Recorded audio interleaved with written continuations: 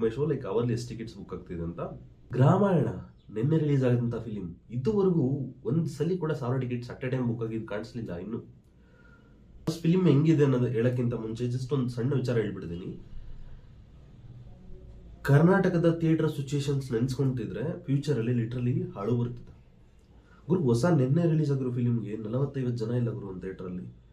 And ಈ film ಬಗ್ಗೆ ಮಾತಾಡ್ಬೇಕು ಅಂತ ಹೇಳಿದ್ರೆ, ಡೈರೆಕ್ಟ್ರು ಆಲ್ಮೋಸ್ಟ್ 10 ವರ್ಷಗಳಿಂದ ಅವ್ರ ಎಫರ್ಟ್ಸ್ ಹಾಕಿ ಫಿಲಿಮ್ನ ಲೈಕ್ ಸ್ಟಾಪ್ ಮಾಡಿ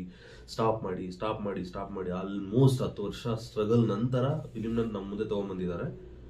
ಫಿಲಿಮ್ ಚೆನ್ನಾಗಿದೆಯಾ ಚೆನ್ನಾಗಿಲ್ವಾ ಇವೆಲ್ಲ ಫಸ್ಟ್ ಮ್ಯಾಟ್ರ್ ಆಗಲ್ಲ.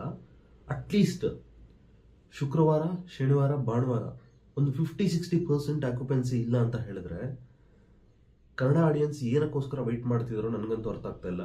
ಐದರ್ ಅವರು ಎಷ್ಟು ಕಡೆಯಿಂದ ಬರೋ ಟಾಕ್ಸಿಕ್ಗೆ, ಇಲ್ಲ ಸುದೀಪ್ ಸರ್ ಕಡೆಯಿಂದ ಬರೋ ಬಿಲ್ಲರಂಗ ಭಾಷೆಗೆ, ಅಂಡ್ ನಮ್ಮ ರಕ್ಷಿತ್ ಶೆಟ್ಟಿ ಇವ್ರದ್ದು ರಿಚರ್ಡ್ ಆಂಟೋನಿ, ಈ ತರ ಕೆಲವು ಫಿಲಿಮ್ಸ್ ಮಾತ್ರ ವೆಯ್ಟ್ ಮಾಡ್ತಾ ಇದ್ರೆ ಸಣ್ಣ ಪುಟ್ಟ ಹೀರೋಗಳು ಫಿಲಿಮ್ಗಳು ಮಾಡೋದು ಬೇಡವಾ?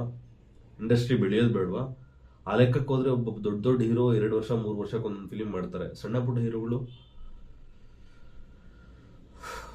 ಲೈಕ್ ಏನ್ ಹೇಳ್ಬೇಕು ಅಂತ ಕೂಡ ಗೊತ್ತಾಗ್ತಿಲ್ಲ. ಫಿಲಿಮ್ ಲೈಕ್ ರಿವ್ಯೂ ಕೊಡಕ್ಕಂತ ಕುತ್ಕೊಂಡ್ರೆ ಥಿಯೇಟರ್ ಅಲ್ಲಿ ಆ ಕ್ಲಾಪ್ಸು, ಆ ಜೋಶ್ ಕಾಣಿಸ್ತಿಲ್ಲ ಥಿಯೇಟರ್ ಅಲ್ಲಿ. ಲೈಕ್ ಸರಿ, ಬೇರೆ ಆಪ್ಷನ್ ಇಲ್ಲ. ರಿವ್ಯೂ ಹೇಳಬೇಕು ಅಂತ ಹೇಳಿದ್ರೆ ಒಂದು ರೂರಲ್ ಸ್ಟೋರಿ, ಅಂಡ್ ರೂರಲ್ ಇವಾಗ ಕೂಡ ಕ್ಯಾಸ್ಟ್ ಫೀಲಿಂಗ್ ಅನ್ನೋದು ಇನ್ನೂ ಇದೆ, ಅಂಡ್ ಇನ್ನೂ ಟ್ರಸ್ಟ್ ಮೀ ಇನ್ನೂ ಇದೆ, ಎಕ್ಸಿಸ್ಟಿಂಗ್ ಎಲ್ಲ ಇದೆ. ಅದ್ರ ಬಗ್ಗೆ ಪಾಯಿಂಟ್ ತಗೊಂಡು ಚೆನ್ನಾಗಿ ಮಾಡಿದ್ದಾರೆ. ಅಂಡ್ ವಿನಯ್ ರಾಜ್ಕುಮಾರ್ ಅವರ ಕೆರಿಯರ್ನ ಬೆಸ್ಟ್ ಪರ್ಫಾರ್ಮೆನ್ಸ್ ಕೊಟ್ಟಿದ್ದಾರೆ ಈ ಫಿಲಿಮ್ ಅಲ್ಲಿ.